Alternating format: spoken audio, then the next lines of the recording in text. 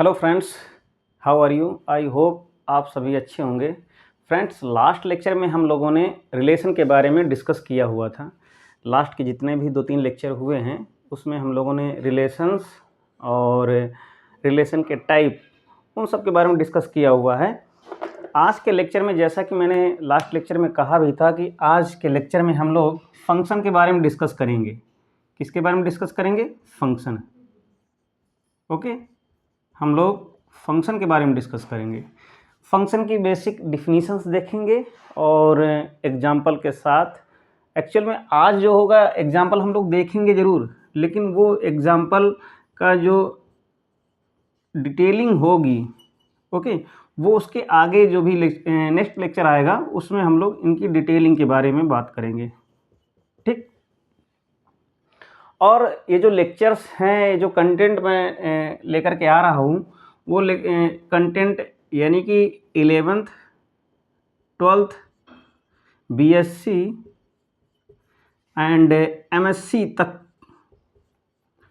BSc MSc और जितने भी कम्पिटिटिव एग्ज़ाम हैं मैथमेटिक्स से रिलेटेड, फिर चाहे वो यूपीएससी का हो एग्ज़ाम, यूपी स्टेट जितने भी पीएससी हैं, और नेट, गेट, इसके अलावा जितने भी टीचिंग्स एग्ज़ाम हैं, टीचिंग एग्ज़ाम में जितने भी state TGT, okay, and PGT, इन सारे एग्ज़ाम के लिए ये कंटेंट इम्पॉर्टेंट है। ओके, तो आप लोग हर चीज़ को ध्यान से देखिएगा। और इस समय फ़िलहाल जो जीआईसी लेक्चरर का एग्ज़ाम होना है मई में, ठीक, मई में जीआईसी लेक्चरर का एग्ज़ाम होना है, उससे खासकर, यानी कि जो खासकर उससे ज़्यादा रिलेटेड है, क्योंकि सबसे नियरेस्ट में बोर्ड के एग्ज़ाम भी लगभग सारे हो गए हैं। तो फ़िलहाल जो सबसे इम्पॉर्टेंट चीज़ है वो जीआईसी लेक्चरर के एग्ज़ाम के पर्पज़ से है। तो हम लोग आज डिस्कस करते हैं फंक्शन के बारे में। तो सबसे पहले सबसे पहले डिफाइन ये हम लोग देखेंगे कि फंक्शन एक्चुअल में है क्या। फंक्शन है क्या, फंक्शन होता क्या है। फंक्शन को स्टडी करने से पहले हम लोग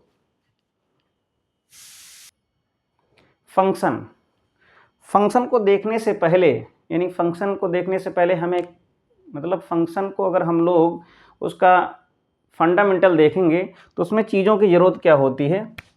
अगर हम फंक्शन को पढ़ रहे हैं तो हमें सबसे पहले सेट की जानकारी होनी चाहिए, मतलब कम से कम ये होना चाहिए कि हाँ एक्चुअल में सेट होता क्या है। तो यहाँ पे जो फंक्शन की डिफिनीशन है वो फंक्शन की डिफिनीशन क्या है। फंक्शन को हम कुछ इस तरीके से रिप्रेजेंट करते हैं कि इफ़, सबसे पहले अगर हम लोग कंसीडर ये करें, let A and B, okay, A and B two non empty set, यानी कि ए और बी कैसे, ए और बी क्या है, नॉन एम्प्टी सेट हैं, ये हमें कंसीडर करना ही पड़ेगा। Let A and B B two non empty set, then a function f from a to b, okay, ये है क्या, इसको हम लोग पढ़ेंगे क्या, इसको पढ़ेंगे f from a to b is a rule, is a rule, ये क्या है, फिलहाल एक रूल है, which is a rule which associate each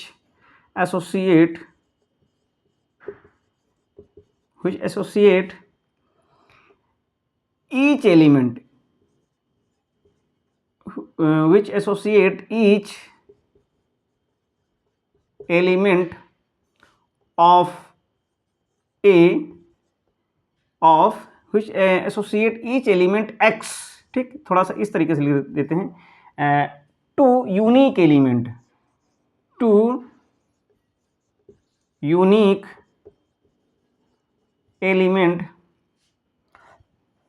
of y of B, okay, which associate each element x of, यहां पे ये थोड़ा सा लिख दें, ऑफ ए, ठीक। कहने मतलब ये है कि ये क्या करेगा, इस ए के, जरा इसको, इस ग्राफिंग को समझने की कोशिश कीजिएगा। अब मैं देखता हूँ ये आप लोगों को दिख रहा है कि नहीं दिख रहा, दिख रहा है, ठीक। यानी कि ये क्या है, ये एक सेट ए है, एक ये सेट बी है, इसका एक एलिमेंट एक्स है, इस एक्स के, यानी एक्स का प्रत्येक ए का प्रत्येक एलिमेंट एसोसिएट हो जाए यूनिक, एक टर्म यहाँ पे लिखा है यूनिक एलिमेंट, ओके, यानी कि वाई बी के यूनिक एलिमेंट के साथ एसोसिएट हो जाए, ठीक। हर एलिमेंट, जितने भी एक्स, यानी for all x, not for all y, x का, यानी कि इस ए का प्रत्येक एलिमेंट, इसका ईच एलिमेंट क्या हो जाए, वाई के बी के यूनिक एलिमेंट साथ एसोसिएट हो जाए। इसको हम लोग थोड़ा सा इस तरीके से जनरली लिखते हैं, such that f x is equal to y, ये फंक्शन है, ठीक, ये क्या है, फंक्शन है। यहाँ पे इस तरीके से हम लोग लिख सकते हैं, for all X belongs to A, ठीक, बात समझ में आई, ये है। तो एक फंक्शन क्या है, a function f from A to B is a rule which associate each element of A to y, y that means to unique element of B, ठीक। एफ क्या करेगा, एफ क्या है, एफ एक ऐसा रूल है, एक ऐसा रूल है जो ए के ईच एलिमेंट को एसोसिएट करे बी के यूनिक एलिमेंट के साथ, ठीक है। इसको हम लोग थोड़ा सा एग्जांपल के साथ देखेंगे। इसको हम लोग ऐसे भी लिख सकते हैं। एक चीज और थोड़ा सा यहाँ पे बताने की मैं कोशिश करूंगा, जैसे कि अगर ये इस तरीके से लिखा हुआ है कि f x is equal to y, ठीक, तो अगर हम लोग यहाँ पे ये एफ एक्स क्या है, एफ एक्स को हम लोग इस तरीके से लिखेंगे, एफ एक्स क्या है, इमेज ऑफ एक्स है, इमेज ऑफ एक्स, ठीक। वाई क्या है, वाई, इसको भी ऐसे ही बोल सकते हैं, वाई भी एफ एक्स की एक इमेज है, ठीक। अब जैसे कि अगर हम लोग इस तरीके से कोई फंक्शन को हम लोग डिराइव कर रहे हैं ये, तो इसको हम लोग क्या कहेंगे कि ए क्या है, ए पूरा पूरा ए क्या है, डोमेन है, डोमेन, ठीक। ए क्या है, डोमेन, किसका डोमेन है, डोमेन ऑफ एफ, फंक्शन का डोमेन होता है। एंड बी क्या है, बी क्या है, codomain, codomain of F, okay. ये इस तरीके से एक चीज है, और यहाँ पे एक चीज है, अगर इस तरीके से अगर हम लोग फंक्शन को अगर ये दिया हुआ है ए और ये दिया हुआ है बी, ठीक, और अगर ये क्या है, इस तरीके से ये क्या है, एफ है, ठीक है। तो कहने मतलब यहाँ पे एक चीज और है कि एफ ऑफ ए क्या है, यानी कि अगर हम लोग यहाँ पे रेंज की बात करेंगे, तो रेंज की बात अगर हम लोग करेंगे तो रेंज की बात क्या होगी, अगर हम लोग पहले तो इसको इतनी चीज को हम लोग ध्यान से देख लें कि, यानी कि सबसे पहले हमने बात की कि जो यानी इमेज क्या है, इमेज का मतलब है कि यहाँ पे इमेज क्या होती है, तो इमेज क्या है कि वो सारे एलिमेंट, ठीक, यानी कि जो बी में होंगे, यानी सेट ऑफ ऑल इमेज, यानी जो यहाँ के एलिमेंट होंगे, ठीक, इस इधर के एलिमेंट होंगे, वो इधर के जो एलिमेंट होंगे वो इमेज फॉर्म में होंगे, यानी कि ऑल द एलिमेंट, जो भी ऑल एलिमेंट हो, जितने भी एलिमेंट हो, element of B, element of B are the image of element of x, ठीक, समझ में। और एक चीज और, यहाँ पे बी क्या हो गया, बी को डोमेन है, और एक चीज यहाँ पे ये लिख लीजिएगा, set of all images, set of all images, set of all images of, image किसकी होगी, इमेज किसकी होगी, जैसे यहाँ पे क्या लिखा है, इमेज लिखा हुआ है, तो image of x, image of x का मतलब है एक्स क्या है, एलिमेंट। अगर इसके बारे में अगर हम लोग डिस्कस करेंगे तो ये क्या है, एक्स क्या है, एलिमेंट ऑफ ए। ये क्या है, एलिमेंट ऑफ ए। जो सेट है वो क्या है, एलिमेंट। एलिमेंट जो कोई भी सेट होता है, सेट के जितने भी यानी कि एलिमेंट कहने मतलब यह है जो कलेक्शन में आते हैं, सेट की जो सेट के अंदर जितने भी यानी चीजें होंगी वो सब के सब क्या होंगी, वो एलिमेंट कहलाएंगी, कही जाएंगी। Set of all images of element of A, या इमेजेस ऑफ एक्स भी बोल सकते हैं, या images of elements of A. Okay, is called range, is called range of f। चाहे डोमेन हो, चाहे कोडोमेन हो, और चाहे रेंज हो, वो सबकी सब किसकी होंगी, वो सबकी सब फंक्शन की ही होंगी। और इसको हम लोग रिप्रेजेंट किससे करेंगे, अगर इसकी बात अगर कही जाएगी तो इसको हम लोग रिप्रेजेंट किससे करेंगे, इसको रिप्रेजेंट करेंगे एफ ऑफ ए से। ठीक, तो f of A is equal to क्या होगा, is equal to f x such that x belongs to A. Okay, यानी जो इमेज के जो यानी कहने मतलब क्या है, इमेज का मतलब क्या है, इन सारे यानी इन एक्स का कलेक्शन, यानी इधर रेंज मिलेगी ना, इधर क्या मिलेगी, रेंज मिलेगी। तो इसको हम लोग ऐसे भी बोल सकते हैं कि f of a is subset of b, यानी पूरे इक्वल भी हो सकते हैं। जब ऑन टू फंक्शन होगा तो इक्वल हो जाएंगे। अभी हम लोग बात करेंगे कि अलग अलग फंक्शन पे डिस्कस करेंगे कि onto function, into function, one function क्या है। फिलहाल ये बात समझ में आई, यानी इधर की जितनी भी सारी नहीं, less than or equal to, यानी कहने मतलब ये है जो इसके साथ मैप होंगी यक्स के, यानी कि यक्स का जो यूनिक एलिमेंट मिले, जो यानी कि इधर ए के जितने भी एलिमेंट हैं उनकी जो इमेजेस मिलेंगी, समझ में आया, उनकी जो इमेजेस मिलेंगी। जैसे यहाँ पे लिखा ना इमेज, जो इमेज यानी collection of images is called the range of F. इसको हम लोग ऐसे भी बोल सकते हैं। अगर हम लोग इस तरीके से देखें तो क्या लिखेंगे, collection of all images, collection of all images is range. ठीक, समझ, यही यहाँ पे वो सारी चीजें वही लिखी हुई हैं, यानी कि जितने भी एफ एक्स की फॉर्म के जितने भी एलिमेंट होंगे कहाँ पे, बी में, तो उनको क्या बोलेंगे। जैसे यहाँ पे हमने यहाँ पे लिखा हुआ f from A to B, इसको हम लोग ऐसे भी लिख सकते हैं f from x to y. अब अलग अलग डिपेंड करेगा कि हमारा फंक्शन नेचुरल नंबर से नेचुरल नंबर पे है, कि हमारा फंक्शन रियल नंबर पे है, कि हमारा फंक्शन जेड से जेड पे है, कैसे है वो क्या है, डिफाइन होगा, दिया हुआ होगा कि हमारा फंक्शन एक्चुअल में है कैसा। ठीक है, फिलहाल आई होप कि ये सारी चीज़ें समझ में आई होंगी। नहीं आई होंगी तो आप लोग थोड़ा सा वीडियो को फिर से जो है बैक करके देख सकते हैं। आगे पे हम क्वेश्चन पे बात करते हैं। जैसे एक टर्म यहाँ पे है इक्वल फंक्शन का। ठीक, काहे का है, इक्वल फंक्शन। कोई भी अगर फंक्शन दिया है तो वो इक्वल फंक्शन कब होगा, इक्वल फंक्शन। ओके, एक चीज़ और है, यहाँ पे हम लोग फंक्शन को इस तरीके से एफ की पावर एन पे अगर हम लोग लिख देंगे तो इस तरीके से उसको एक रिप्रेजेंटेशन हो जाएगा। अगर कोई भी दो फंक्शन दिए हुए हैं, ठीक, एफ और जी, ये क्या है, दोनों फंक्शन हैं, ये इक्वल कब कहे जाएंगे, is called equal. Okay, is called equal if and only if. ये क्या है, इफ एंड ओनली इफ का मतलब ये है कि जो नीचे कुछ कंडीशन दी हुई हैं, कुछ कंडीशन हैं, उनको अगर फुलफिल हो जाएगा तो वो इक्वल भी हो जाएगा। अगर इक्वल है तो वो जो नीचे की जितनी भी प्रॉपर्टीज हैं वो सारी क्या हो जाएंगी, वो उसके इक्वल हो जाएंगे। ठीक, इक्वल कब होगा, जब इनके डोमेन इक्वल होंगे। सबसे पहले बात क्या है, अगर एक फंक्शन है कि domain of F, okay, is equal to domain of ji.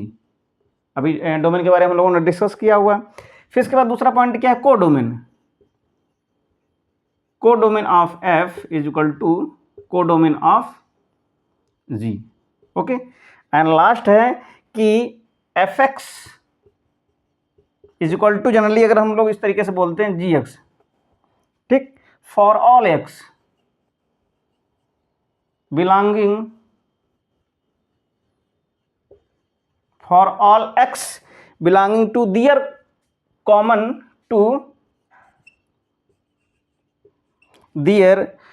domain।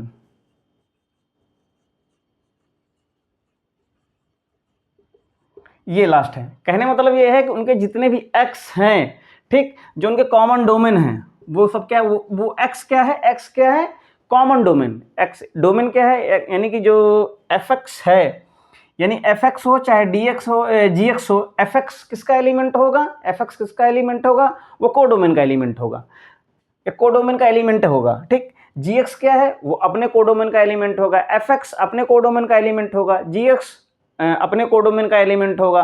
तो कहने मतलब जो x यानी for all x belonging to their, यानी इसका जो भी कोडोमेन होगा, इसका जो कोडोमेन होगा, जो दोनों में कॉमन होगा, ठीक, वो यहाँ पे बात कही जा रही। तो फिलहाल अगर कहने मतलब ये चीज़ें यहाँ से, ये अगर प्रॉपर्टी अगर इक्वल है, अगर दोनों फंक्शन यानी इस तरीके से, अगर ये f इज इक्वल टू जी कब कहे जाएंगे, जब तीनों प्रॉपर्टीज को होल्ड करेंगे, यानी उनके डोमेन इक्वल हो, ठीक, उनके कोडोमेन इक्वल हो दोनों, और f x is equal to g x हो, ठीक, तो उसको क्या बोलेंगे हम, इक्वल फंक्शन बोलेंगे। और अगर ये प्रॉपर्टी तीनों होल्ड हो रहे हैं, अगर कोई भी दो फंक्शन है, उनके डोमेन इक्वल है, उनके कोडोमेन इक्वल है, एफ एक्स बराबर जी एक्स है, तो उसको हम क्या बोलेंगे, ये होता है इफ एंड ओनली इफ की कंडीशन, ठीक। अब हम लोग क्या करेंगे, टाइप्स ऑफ फंक्शन देखेंगे कि टाइप्स ऑफ फंक्शन है कौन कौन। तो एक एक करके देखते हैं, फिर उसके बाद बात करते हैं। Types of function,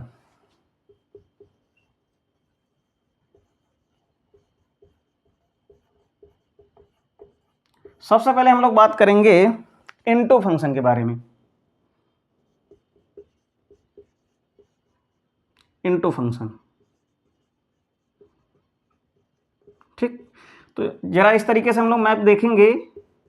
f from a to b is called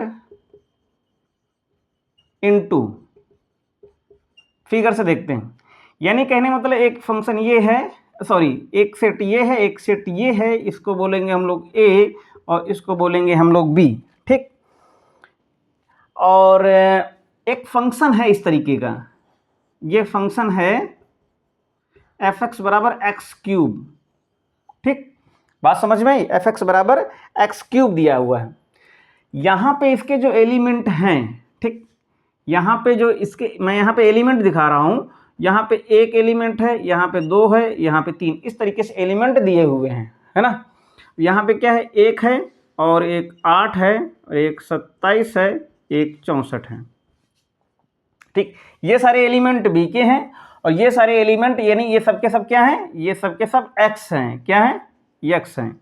अब इनका हम x का क्या करेंगे, अब एक्स क्यूब निकालेंगे।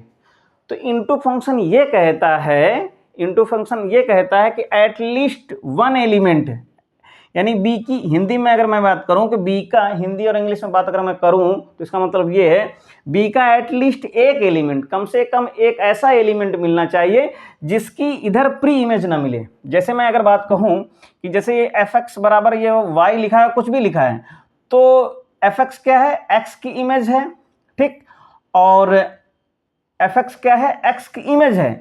अगर हम लोग कहें कि भैया ये x क्या है, एफ एक्स तो x की इमेज है, x क्या है, तो जितने भी x हैं वो b के एलिमेंट की क्या है, प्री इमेज है। तो x क्या है, ये प्री इमेज है, x क्या है, pre image of element of y, element of b, ठीक। तो x क्या है, b के जो एलिमेंट हैं उनकी प्री इमेजेस हैं। तो इनटू फंक्शन ये कहता है कि b का एटलीस्ट एक ऐसा एलिमेंट मिले जिसकी कोई प्री इमेज ही ना हो, यानी उसकी कोई प्री इमेज ना हो। तो इससे मिलाएंगे तो ये इससे मिल जाएगा, ये मिलाएंगे तो ये इससे चला जाएगा, ये मिलाएंगे तो इससे चला।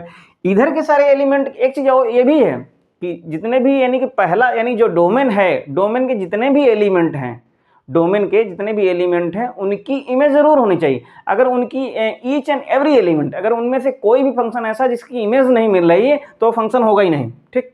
तो यहाँ पे एटलीस्ट क्या है, 64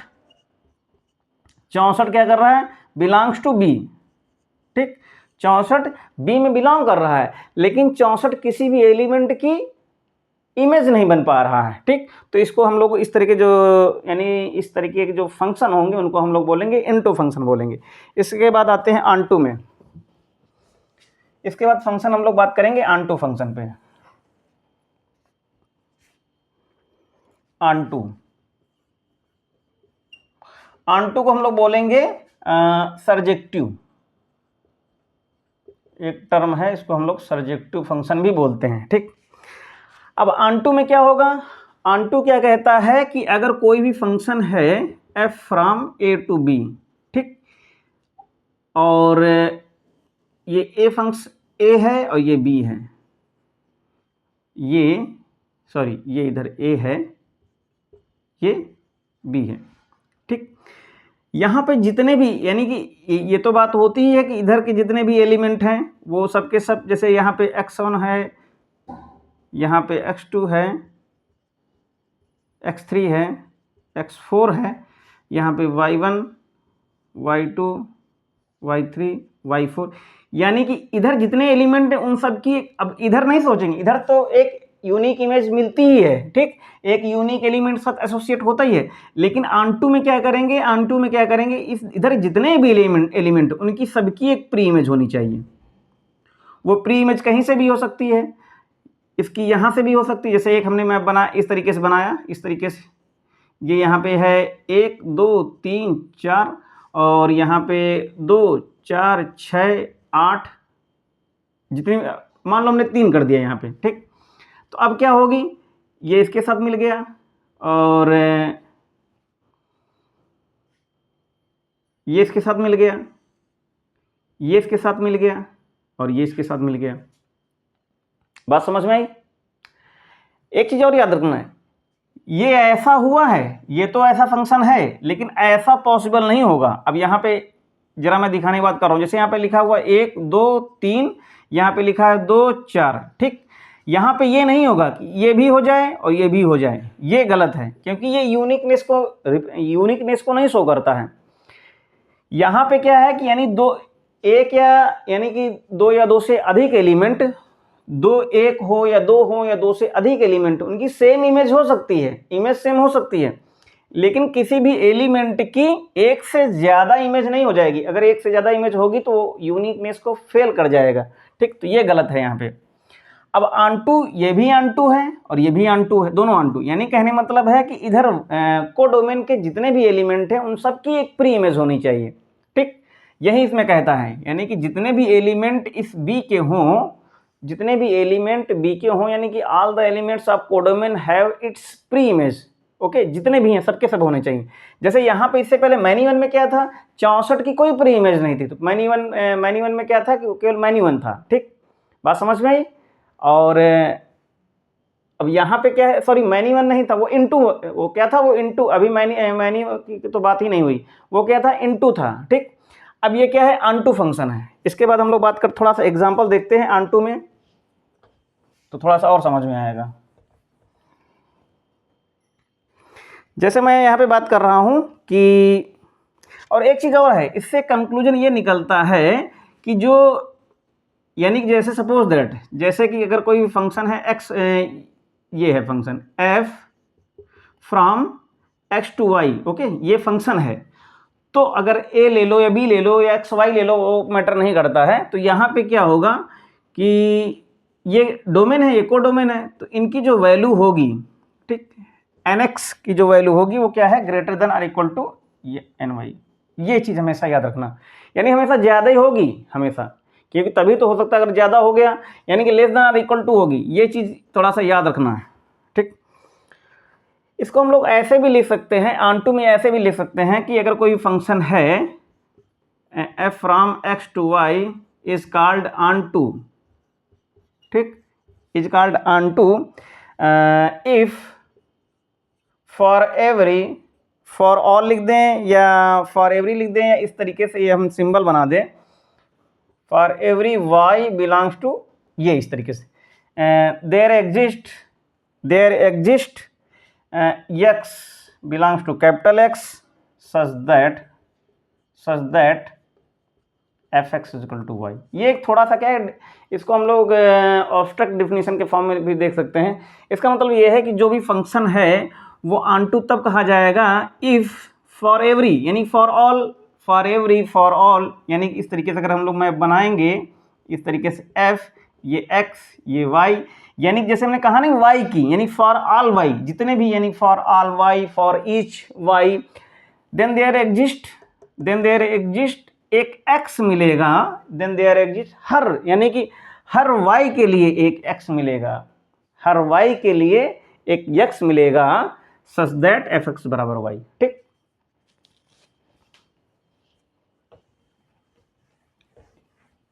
अब इसको देखते हैं कि ये एक फंक्शन है f from r to r। ठीक, f from r to r क्या है, एक फंक्शन है। r यहाँ पे क्या है, set of real number, r क्या है, सेट ऑफ रियल नंबर है। Okay, set of real number है। ये एक फंक्शन है f x is equal to 1/x cube, x लिख दें, 1/x लिख दें। क्या लिखा हुआ एक बार फिर से आप लोग देख लीजिएगा, f x is equal to 1/x है। ठीक, f x is equal to 1/x एक ऐसा फंक्शन है, f x is equal to 1/x एक ऐसा फंक्शन है, इसको चेक करना है कि ऑनटू है कि नहीं है। ठीक, अब मेरी बात ध्यान सुनना, मेरी बात को यहाँ पे ध्यान से सुनने की कोशिश ये करना कि ये हमने यहाँ पे r लिया, ये भी r है, और ये भी यहाँ से ये भी r है। अब हम लोग मैपिंग के बात करेंगे। एक हमने नॉर्मली लिया हुआ है कि हमने लिया 1 2 3 4 5 इस तरीके से लिया, और इधर कितना आ जाएगा, अगर इसकी बात करेंगे तो 1 की 1 मिलेगी, इधर इसकी बात करेंगे तो 1 की कितनी होगी, 1/2 होगी, 1/3 होगी, 1/4 होगी, इस तरीके से होगी। ठीक, तो इस तरीके से मिलती चली जा रही है। अब मेरी बात जरा इस बात पे गौर कीजिएगा कि क्या अगर हम लोग अगर बात करें कि जो फंक्शन दिया हुआ है वो ऑनटू है कि नहीं। यहाँ पे अगर हम एक, जैसे ये x है, जैसे अगर हम लोग ये लिख लें, x ले लें, तो अगर x की जगह पे हम लोग 0 पुट कर दें, ठीक, तो ये क्या हो जाएगा, 1/0 हो जाएगा। 1/0 ये डिफाइन नहीं होगा। ठीक, बात समझ में आ रही। तो ये जो फंक्शन है ये ऑनटू नहीं है, नॉट ऑनटू। एक एग्जांपल दूसरे से और समझने की कोशिश करते हैं। जैसे एक एग्जांपल ये है कि जैसे मैंने अभी यहाँ पे ये लिया कि f x is equal to क्या लिया, 1/x लिया। ठीक, इसकी जगह पे क्या ले सकते हैं, y ले सकते हैं, क्योंकि इस y लेंगे तो ये 1/x हो जाएगा। तब क्या होगा, x is equal to 1/y। ठीक, इसको देखिएगा, तो कहता है कि for every, for all y belongs to capital Y या B, then there exist unique x for all x, f x बराबर y। तो अगर यहाँ पे लेंगे फॉर ऑल, यानी कि इस प्रत्येक y के लिए, प्रत्येक y के लिए, तो यहाँ पे y की जगह पे जैसे 0 रखेंगे तो कहाँ होगा, एग्जिस्ट ही नहीं करेगा। ठीक,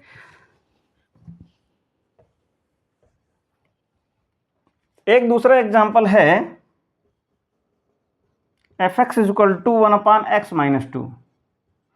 अब इसको भी आप लोग देख रहे होंगे, इसको भी देख रहे हैं। अगर यहाँ पे ये लिखा हुआ हो x is not equal to 2, तब तो यानी 2 को छोड़ करके, तब तो ये फॉर ऑल इसके लिए, इस फंक्शन के लिए क्या हो जाएगा, ये ऑनटू हो जाएगा। लेकिन ये अब नहीं है, क्योंकि रियल नंबर है, रियल नंबर में 2 इन्वॉल्व है, बिलोंग करता है, 2 बिलोंग्स टू रियल नंबर, क्योंकि 2 is also a real number, तो इसलिए ऑनटू नहीं है। अब इसके आगे बात करते हैं y is equal to 2x plus 3, ये है, ये फॉर ऑल रियल नंबर, ये क्या है, ये ऑनटू है, ये क्या है, ऑनटू है। इसको अगर हम लोग सही से करने की कोशिश करें तो ये इस तरीके से 2x इज इक्वल टू हो जाएगा, 2x इज इक्वल टू हो जाएगा y minus 3 and x is equal to हो जाएगा y माइनस 3/2। ये क्या है, यानी कि हर y के लिए यहाँ पे एक x जरूर मिलेगा, जो f x equal to y के इक्वल होगा। ठीक, अब इसके आगे वन वन फंक्शन को देखते हैं कि वन वन फंक्शन क्या होता है।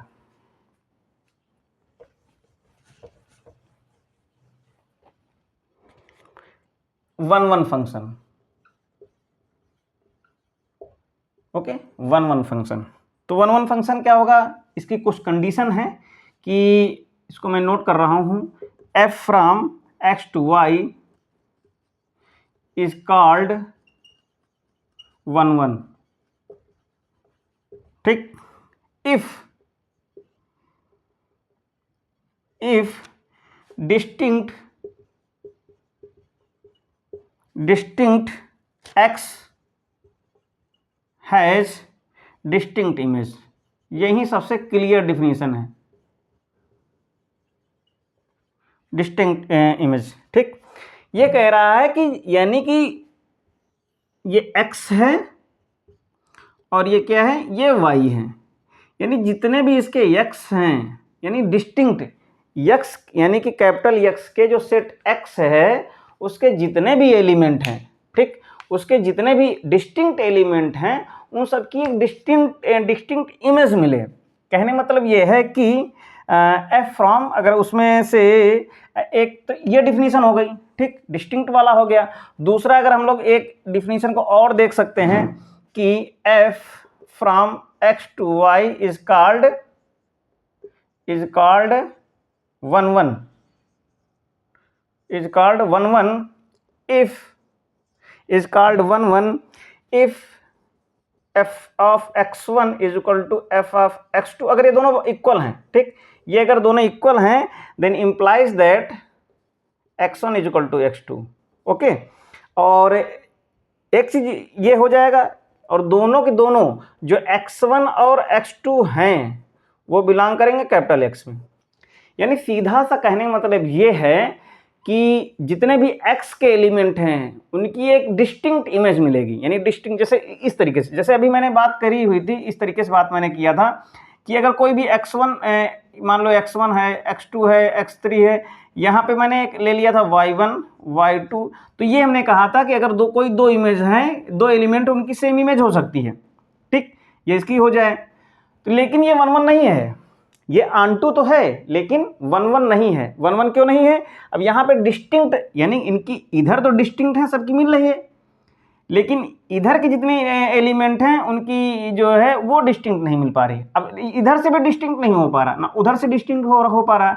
डिस्टिंक्ट मतलब ये होता है कि अगर एक एलिमेंट यहाँ पे इस तरीके से मैं बना दूँ, यहाँ पे जैसे y3 मैंने कर दिया, ये इसके पास चला गया, इसके पास चला गया, इसके पास चला गया, डिफरेंट यानी different element of x associate to different element of y, ठीक, तो उसको हम लोग बोलेंगे वन वन एलिमेंट। बात समझ में आई, ये आई होप समझ में आ गया होगा। जैसे एक फंक्शन मैं यहाँ पे लेता हूँ कि जैसे मान लो कि एक फंक्शन है x, ये क्या है, x क्या है, ये एक वन वन फंक्शन है, समझ में क्या है, वन वन फंक्शन है, ठीक। एक और चीज जैसे मैं यहाँ पे डिस्कस कर लेता हूँ बीच में ही, एक इवन फंक्शन होता है, एक ऑड फंक्शन होता है। क्या है, इवन फंक्शन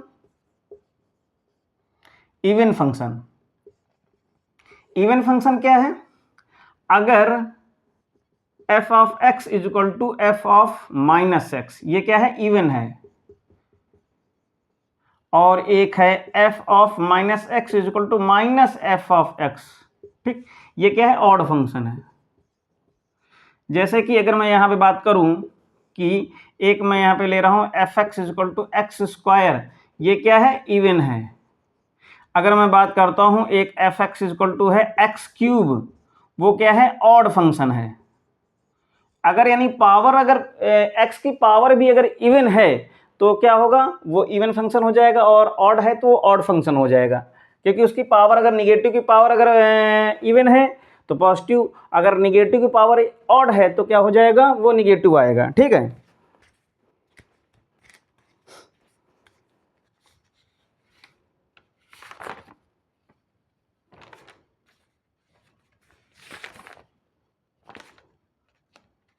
इसके आगे हम लोग बात करते हैं मैनी वन। एक मैनी वन फंक्शन है जिसके बारे में हम लोग अभी डिस्कस कर चुके हैं, many one function. Many one function ये कहता है कि मैं लिख भी दूं ऊपर, मैनी वन, ठीक। मैनी वन का मतलब ये है कि अगर कोई फंक्शन दिया हुआ है, जैसे कि मैं अभी बात कर रहा था कि जैसे यहाँ पे एक ए है, ये बी है, जैसे कि यहाँ पे x1, x2, x3, y1, y2, y3, जैसे ये इस तरीके से आ जाए, ये तो क्या होगा, जैसे कि ये हो गया, यानी कि y1 जो इधर का एलिमेंट y1 है, इसका मतलब ये है कि अ फंक्शन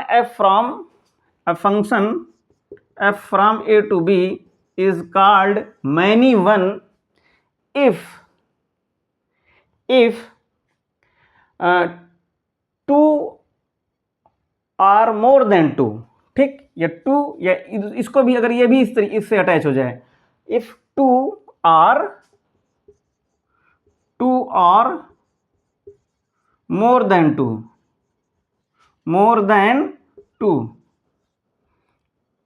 यक्स का मतलब x1, x2, x3, 2 or more than 2, x has same image,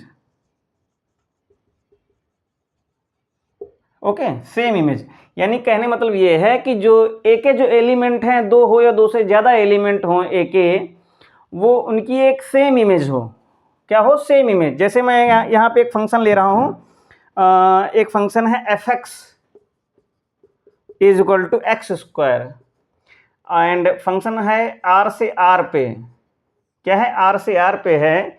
जैसे मैं यहाँ पे बात करता हूँ कि ये फंक्शन मैंने लिया और यहाँ पे ले लिया, ये भी रियल नंबर है, ये भी रियल नंबर है, तो यहाँ पे जैसे मैंने लिया कि -1 लिया, 1 लिया, 2 लिया, -2 लिया, इस तरीके से मैंने एक छोटा सा ले लिया है। यहाँ पे क्या किया, 1 2 3 4 और एंड सो ऑन। तो इसका स्क्वायर करेंगे तो भी ए से बिलोंग करेगा, इसका स्क्वायर करेंगे तो भी ए से बिलोंग करेगा, इसका स्क्वायर करेंगे तो भी इससे बिलोंग करेगा, ये भी करेंगे, ये भी स्क्वायर बिलोंग करेगा, ठीक। और भी बहुत सारे इस तरीके से एलिमेंट मिलते जाएंगे रियल नंबर के फॉर्म में, तो वो क्या हो जाएगा, वो मैनी वन हो जाएगा, ठीक। वो क्या होगा, यानी सारे एलिमेंट की क्या मिल रही, मैनी वन। मैनी वन का मतलब ये है कि इस तरीके से इससे अटैच होता रहे, 3 भी हो सकता है, किसी न किसी का होगा, ठीक। आगे बात करते हैं, फिलहाल मैनी वन हो गया, इसके आगे मैनी वन ऑन टू। अब एक चीज़ क्या है, many one onto, many one into. Many one एक है, पहला मैनी वन इन टू है, मैनी वन इन टू में क्या होना चाहिए, अब मेरी बात ध्यान समझना, एक ये है, एक ये। मैनी वन इंटू का मतलब, इंटू में क्या था, इधर का कोई एक एलिमेंट छूट जा रहा था जिसकी एक प्री इमेज, यानी कि एटलीस्ट वन एलिमेंट। जैसे अभी इसकी बात मैं कर दूं, जैसे यहाँ पे f from r to r है, और जो मैंने अभी सेम लिया हुआ था f(x) equal to x square, ये मैनी वन भी है और ये मैनी वन इंटू भी है। तो इसमें अगर मैं करूं तो यहाँ पे क्या हो रहा था, जैसे मैं यहाँ पे लेता हूँ कि 1 2 3 4 बहुत सारे एलिमेंट ऐसे मिलेंगे, -1 1, ओके, -1 1 2 -2, इस तरीके से, यानी इसके साथ ये मिल जाएगा, ये भी मिल जाएगा, इसके साथ ये मिल जाएगा, सॉरी ये वाला इसके साथ मिल गया, ये भी मिल गया, बहुत सारे ऐसे एलिमेंट मिलेंगे जिनकी कोई भी प्री इमेज नहीं होगी, तो ये अनटू, ये क्या हो जाएगा, ये हो जाएगा इनटू फंक्शन हो जाएगा, मैनी वन इनटू। और मैनी वन ऑनटू के लिए एग्जांपल लेते हैं, एक सेट है, क्या है, f फ्रॉम टू, यहाँ पे एक क्लोज इंटरवल, और ये क्या है, इन्फिनिटी पे ओपन इंटरवल है, और फंक्शन है f(x) is equal to x square है। फंक्शन क्या है, f(x) is equal to x square एक फंक्शन है। ये क्या है, ये मैनी वन ऑन टू है, मैनी वन ऑन टू है, ठीक है, मैनी वन ऑन टू है। तो अब यहाँ पे फंक्शन की बात अगर हम करें तो यहाँ पे कहने मतलब ये है, ये पूरा सेट ऑफ रियल नंबर है, ठीक, लेकिन r से r, यानी कि जो ये डोमेन है, ये को डोमेन है, और ये क्या है, ये है, इसमें से 0 इंक्लूड है, ठीक, इसमें क्या है, सारी पॉजिटिव नंबर हैं, 0 1 2 3 एंड सो ऑन, ठीक, और बीच में जितनी भी मिलती रहेंगी। यहाँ पे क्या है कि यानी कहने मतलब यह है इसके जितने भी एलिमेंट होंगे, जीरो की अगर बात करें एफ ऑफ जीरो को रखेंगे तो एफ ऑफ जीरो भी किसी न किसी से मिलेगा। जितने भी एलिमेंट यानी जीरो भी किसी न किसी का एलिमेंट का होगा, जीरो पे रखेंगे तो जीरो आ जाएगा, ठीक। अब -1 लेंगे तो ये भी आ जाएगा, यानी इधर के जितने एलिमेंट हैं उन सब की क्या होगी, एक प्री इमेज होगी। और ये भी हो सकता है कि अगर 1 की बात करें तो 1 माइनस का भी हो जाएगा और ये प्लस का भी हो जाएगा। 1 एफ ऑफ -1 का भी हो जाएगा और एफ ऑफ 1 का भी एलिमेंट हो जाएगा। तो इस तरीके से बहुत सारे, यानी कि अब कहते 2 किसका मिलेगा तो √2 का मिलेगा, 3 किसका मिलेगा √3 का मिलेगा, 4 -2 +2 इस सब का मिलेगा। तो इधर के जितने भी एलिमेंट हैं उन सब की एक तो प्री इमेज मिलेगी, लेकिन इधर के जो एलिमेंट हैं वो एक से ज़्यादा एक्स के एलिमेंटों की क्या होगी, सेम इमेज होंगी। तो वो इस तरीके से मैन 1 ऑन 2 बन जाएगा, ठीक। इसके बाद एक लास्ट टॉपिक है जिसको हम लोग डिस्कस करेंगे, कंपोजिशन ऑफ फंक्शन, ठीक, कंपोजिशन ऑफ फंक्शन। तो यहाँ पे इस तरीके से देखेंगे कि अगर कोई भी मैं यहाँ पे लिख दूं composition of function, okay. Composition of function में हम लोग डिस्कस करेंगे कि अगर late f from a to b and g from b to c, ये क्या है, दो फंक्शन है। Then composition of g composition f from a to c, ये हो जाएगा, ओके। ये तो ये क्या है, ये कंपोजिशन ऑफ फंक्शन है, कंपोजिशन है यानी कंपोजिट फंक्शन है या फंक्शन ऑफ कंपोजिशन है, फंक्शन ऑफ कंपोजिशन, ओके। ये क्या है, फंक्शन ऑफ कंपोजिशन है। थोड़ा सा मैं यहाँ पे थोड़ा सा इस फंक्शन ऑफ कंपोजिशन को हम लोग लिख क्या सकते हैं, इसको हम लोग लिखेंगे कि g of f of x, इसको ऐसे लिख सकते हैं और इसको हम लोग ऐसे भी लिख सकते हैं, ये इस तरीके से लिख सकते हैं, ठीक। अब इसको हम लोग इसके अलावा ये भी लिख सकते हैं g ऑफ ये f ऑफ x, ये क्या है, कंपोजिशन यानी कंपोजिट फंक्शन भी बोल सकते हैं इसको, या फंक्शन ऑफ कंपोजिशन भी बोल सकते हैं, या कंपोजिशन ऑफ फंक्शन बोल सकते हैं। अब मैं यहाँ पे एक क्वेश्चन थोड़ा सा इस तरीके से ले रहा हूँ कि if f(x) is equal to 2x and gx is equal to x², तो ये हमें ये निकालना है g of f of 2 and g of f of 3। इसको कैसे हम लोग निकालेंगे इसको देख लेते हैं।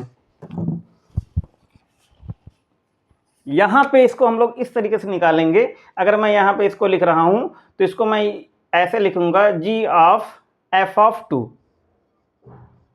ठीक। इसको मैं अगर लिखूं तो इसको मैं यहाँ पे ये लिख सकता हूँ g ऑफ f ऑफ 3, ठीक। अगर यहाँ पे f ऑफ 2 का मतलब है कि fx, यहाँ पे इसकी वैल्यू को मैं क्या लिख सकता हूँ, अगर इसकी बात करूँ f2 की वैल्यू क्या होगी, f2 की वैल्यू हो जाएगी, यहाँ पे रखेंगे 2 दूनी 4 हो जाएगी, ठीक।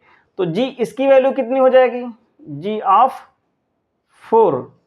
अब यहाँ पे gx कितना है, x², तो g ऑफ 4 की वैल्यू कितनी होगी, x। अब ये x की तरह ट्रीट करेंगे फॉर g के लिए, तो कितना हो जाएगा यहाँ पे 4 चौक 16, यानी इसकी वैल्यू कितनी हो जाएगी, 16 हो जाएगी।